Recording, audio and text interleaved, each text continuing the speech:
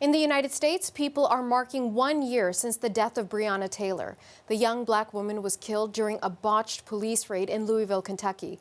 CBC's Stephen D'Souza has more on how her family is remembering both her life and her death. As we've seen throughout the last year, Breonna Taylor's name is on the mouths of protesters across the United States. Her story has really become a catalyst for the protests that we saw across the U.S. last year, of course, along with George Floyd. And what's happening today is a number of protests and a rally taking place in her hometown of Louisville, Kentucky. That's where that raid took place. Police were executing what's called a no-knock warrant, where they busted into her apartment, shots were fired. She was hit 5 times and killed that night. And what the family is calling for today is for justice, what they've been calling for the last year, because the 3 police officers involved were fired, but none of them faced any charges directly related to her death. One officer did face charges, but it was for firing bullets wildly into the neighboring apartment. And so a lot of questions still being asked by the family as to why those officers haven't been indicted. Even more stark is a comparison now when you look at what's happening with George Floyd and the officer in that case facing trial as we speak. And so earlier today, one of the lawyers spoke at a rally in Louisville today, talking about what they want to see. Take a listen to what she had to say.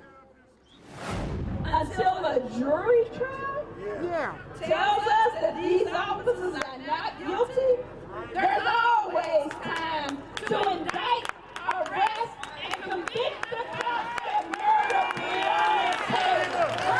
And that's what we're going to continue to fight for.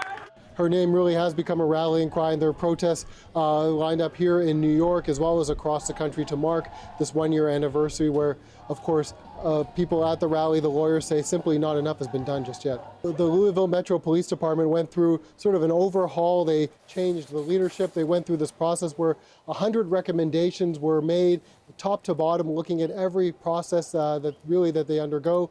The Louisville Police Department banned no-knock raids, but at the state level, wasn't quite the same. They've introduced legislation to severely limit them.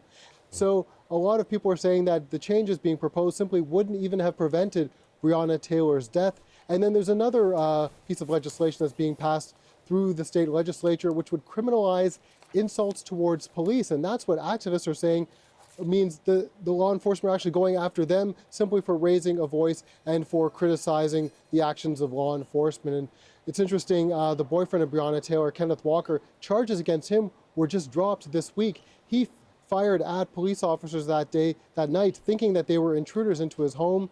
Activists and a lot of lawyers are saying that those charges were essentially trumped up, and so they're happy to see that take place. But until they see charges against the officers involved, the family and the mother of Breonna Taylor simply won't rest.